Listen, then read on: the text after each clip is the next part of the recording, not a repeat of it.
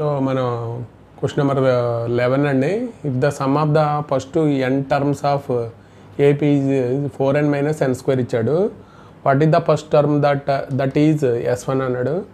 What is the first 2 terms, what is second term, similarly find the third term, 10th term and nth term find out చేయమంటున్నాడు. మామూలుగా అయితే మనకి given AP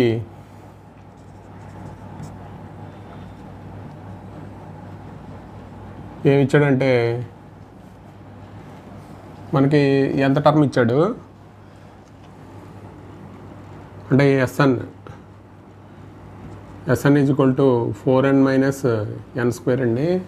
మనకి s1 find out చేయాలి. What is the first term that is s1 అంటే s1 అంటే A అంటే 4 into n is equal to 1 పెడితే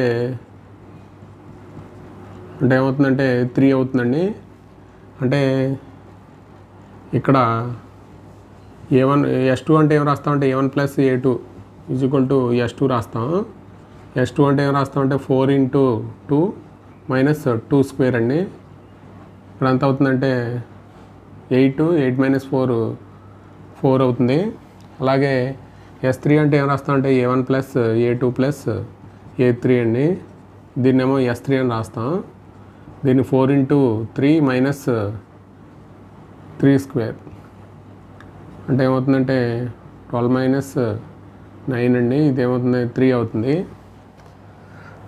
మామూలుగా అయితే మనకి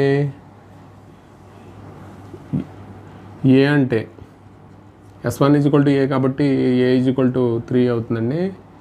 a2 అంటే మనం ఏం రాస్తామంటే s2 మైనస్ s1 రాస్తాం. అంటే s2 మైనస్ s1 అంటే 4 మైనస్ s2 అంటే 4 s1 అంటే 3 4 మైనస్ 3 అంటే 1 రాస్తామండి. అలాగే d అంటే a2 మైనస్ a1 అండి. a2 మైనస్ a1 అంటే 1 మైనస్ 3 a1 అంటే ఇక్కడ ఇది a1 ఈజ్ ఈక్వల్ టు ఏ కాబట్టి మనకి 1 మైనస్ 3 అంటే -2 అవుతుంది. అలాగే మనకి a3 కూడా ఫైండ్ అవుట్ చేద్దామండి. a3 అంటే s3 మైనస్ s2 అండి. ఇక్కడ s3 అంటే మనకి ఇక్కడ 3 వచ్చింది, s2 అంటే 4 వచ్చింది కాబట్టి -1 అండి. ఇది ఫస్ట్ టర్మ్ అంటే a ఈజ్ ఈక్వల్ టు 3 అండి. సెకండ్ టర్మ్ అంటే 1 అండి. థర్డ్ టర్మ్ అంటే -1 అండి. మనకి అలాగే 10th టర్మ్ ఫైండ్ అవుట్ చేయమన్నాడు. అంటే ఇక్కడ మనకి 10th టర్మ్ అంటే a10 అంటే s10 మైనస్ s9 అండి. దాని నుంచి మనం s10 అంటే n ఉన్న చోట 10 పెట్టుకోవాలండి. అంటే 4 ఇంటూ 10 మైనస్ 10 స్క్వేర్. అలాగే s9 అంటే 4 ఇంటూ 9 మైనస్ 9 స్క్వేర్. దీన్ని సింప్లిఫై చేద్దాం. 40 మైనస్ 100 మైనస్ 36 మైనస్ 81 అండి. ఎంత అవుతుందంటే ఇది -60 అవుతుంది. ఇక్కడ 81 అంటే -45 అవుతుందండి. -45 అంటే ఎంత అవుతుందంటే -60 ప్లస్ 45 అండి. అంటే a10 వాల్యూ -15 అవుతుంది.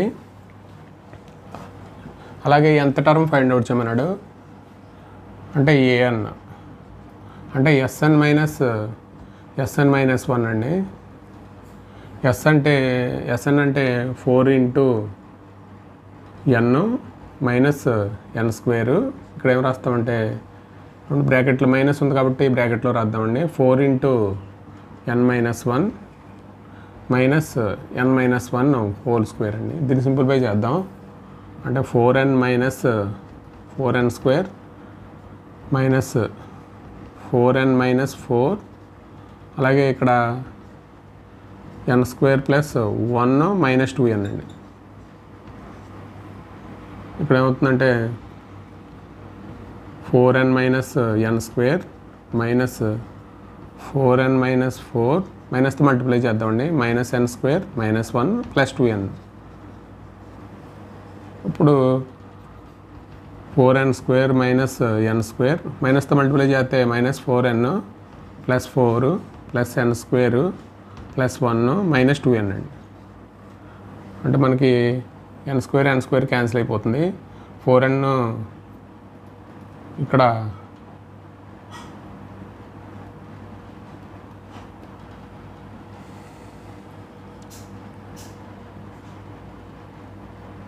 ఫోర్ ఇంటూ n మైనస్ 1, ఇక్కడ కూడా 4n కదండి ఇక్కడ టర్మ్, ఇక్కడ 4n మైనస్ n స్క్వేర్ కాబట్టి ఇక్కడ మనకి 4n క్యాన్సిల్ అయిపోతుంది. ఇంకే టర్మ్ వస్తుందంటే ఇది 5 మైనస్ 2n అండి. Find the sum of first 40 positive integers divisible by 6 అండి. అంటే మామూలుగా అయితే మనకి ఇది అంటే పాజిటివ్ ఇంటిజర్స్ డివిజిబుల్ బై 6 అన్ని టర్మ్స్ రాయాలి. అంటే 6తో డివిజిబుల్ అయ్యేవి.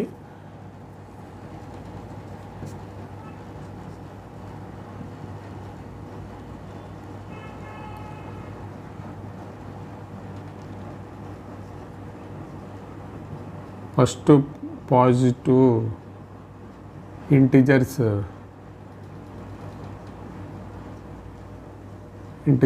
డివిజిబుల్ బై 6 అండి. అంటే మనకి ఏమొస్తాయంటే 6, 12 అంటే 6తో డివైడ్ అయ్యే టర్మ్స్ వస్తాయి 24 up to so on 40 terms 40 వస్తాయండి. 40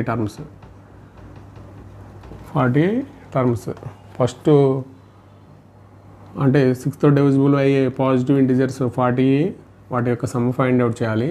ఇక్కడ a = 6 అండి, d = 12 మైనస్ 6 అంటే ఇక్కడ 6 అవుతుంది. అలాగే మనకి టర్మ్స్ n అంటే 40 అండి, కాబట్టి S40 అంటే 40/2 2a అంటే 2 × 6 ప్లస్ 40 మైనస్ 1 ఇంటూ d అంటే 6 అండి.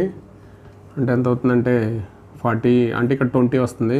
40/2 20, ఇక్కడ 12, ఇక్కడ 39 ఇంటూ 6 అండి. దాని నుంచి మనకి వాల్యూ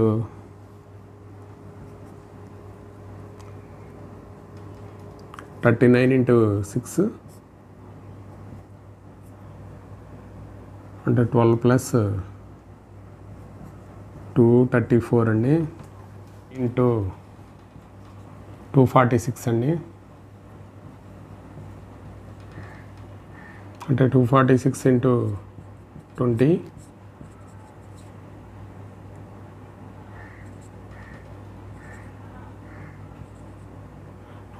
49 20 అండి. ఇది answer. Some of first positive integers divisible by 6 అంటే the sum of first 40 positive integers is 4920. Find the sum of first 15 multiples of 8 అండి. అంటే మామూలుగా అయితే మనం ఇందాక చేసిన ప్రాబ్లం లాగానే ద ప్రోగ్రెషన్ ఆఫ్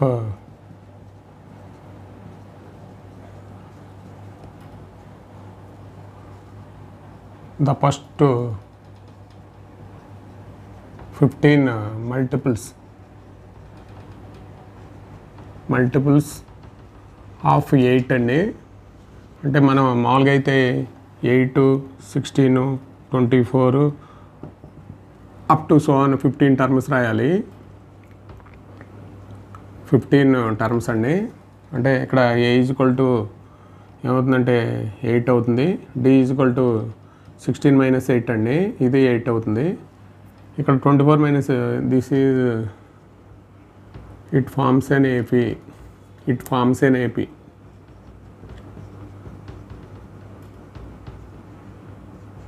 అంటే ఏపీని ఫామ్ చేస్తుంది కాబట్టి ఇక్కడ n ఈక్వల్ టు ఎన్ని టర్మ్స్ అంటే 15 టర్మ్స్ అండి.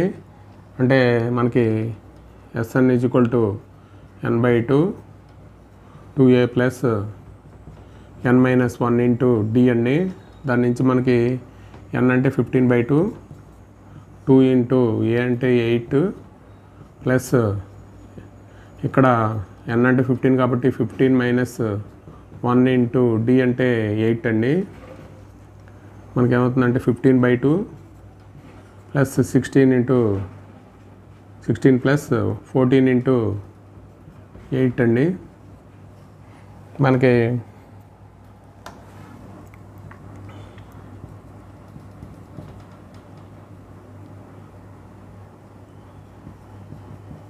ఇది 32 1112 ఇక్కడ 1112 ప్లస్ 16 అండి. అంటే 118 128 అవుతుంది. 128 అండి బై 2. ఇదేమో 64 టైమ్స్ పోతుంది. 64 × 15 అండి.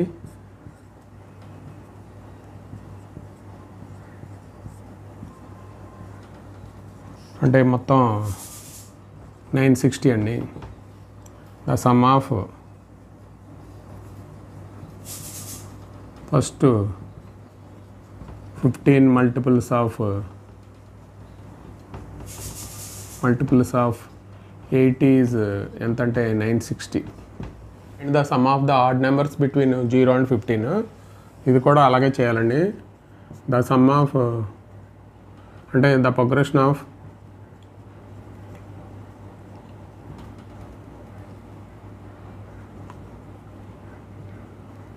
odd numbers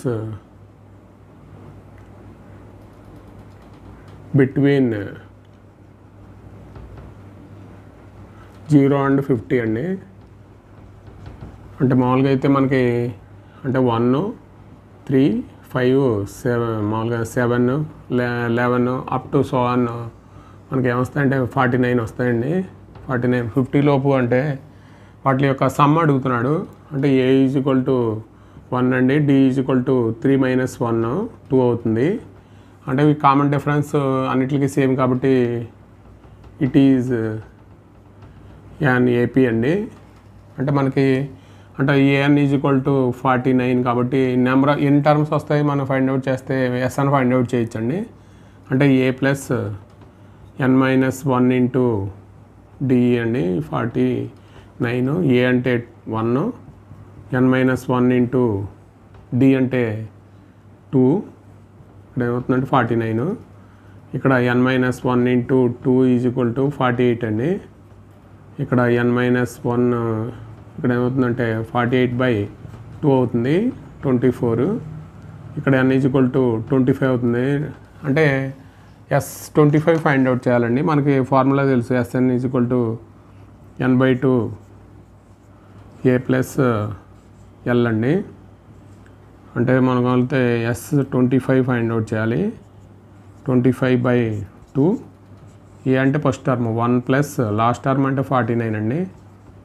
అంటే ఏమవుతుందంటే ఇక్కడ 25/2 ఇంటూ 50 అండి. ఇది 25 టైమ్స్ పోతుంది కాబట్టి 25 625 కాబట్టి the sum of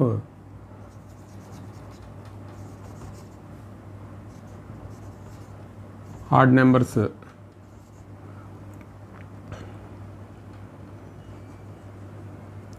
numbers between 0 and 50 is ఎన్ని వస్తాయంటే మామూలుగా సమ్ ఎంత అంటే 625. A contract on construction job specifies penalty for delay for completion of date of as follows beyond certain date as follows. అంటే ఫస్ట్ డే డిలే అయితే 200, second day delay అయితే 250, అలాగే third day delay అయితే 300 penalty. Each succeeding day being 50 rupees more than the preceding day. అంటే ముందు రోజు కన్నా తర్వాత రోజు ఒకవేళ మానేస్తే కనుక 50 రూపీస్ అదనంగా మనకు పెనాల్టీ పడుతుందండి. How much money contractor is pay the penalty delayed 30 days అయితే, అంటే మన కన్స్ట్రక్షన్లో ఒక ఒప్పందం జరిగిందండి.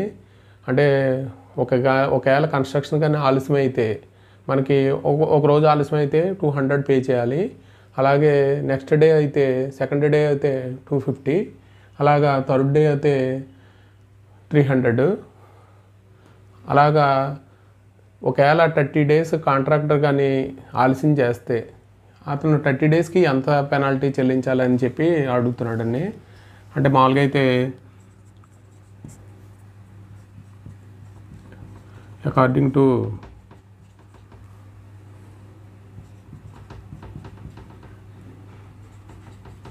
Problem the success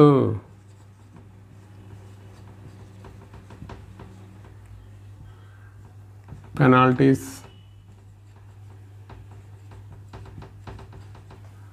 first and second third up to so on. అంటే 30 days ఫస్ట్ డే మానిస్తే మనకి 200 అండి, తర్వాత సెకండ్ డే అయితే 250, థర్డ్ డే అయితే 300, అప్ టు సో ఆన్. మనకి ఎన్ని డేస్ అంటే 30 days అండి.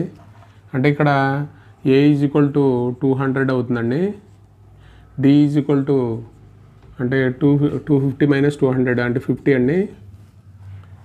ఇది అన్నిటికీ సేమ్ కాబట్టి, డిఫరెన్స్ సేమ్ కాబట్టి ఇట్ యాన్ ఏపీ, ఇది ఏపీలో ఉంటుందండి. కాబట్టి మనకి ఏడి తెలుసు, మనకి ఏం ఫైండ్ అవుట్ చేయాలంటే ఎస్ఎన్ ఫైండ్ అవుట్ చేద్దాం. అంటే S N is equal to n/2 2a + n-1 into D అండి. మామూలుగా అయితే మనకి n is equal to 30 days, దాని నుంచి మనం ఫైండ్ అవుట్ చేయొచ్చు. అంటే n అంటే 30/2, ఇక్కడ 2 ఇంటూ ఏ అంటే 200 ప్లస్ n-1 30 - 1 ఇంటూ డి అంటే 50 అండి. దాని నుంచి మనకి ఇక్కడ 15, ఇక్కడ 400 ప్లస్ 29 ఇంటూ 50 అండి. దానికి మనం మల్టిప్లై చేస్తే 29 ఇంటూ 50 ఇక్కడ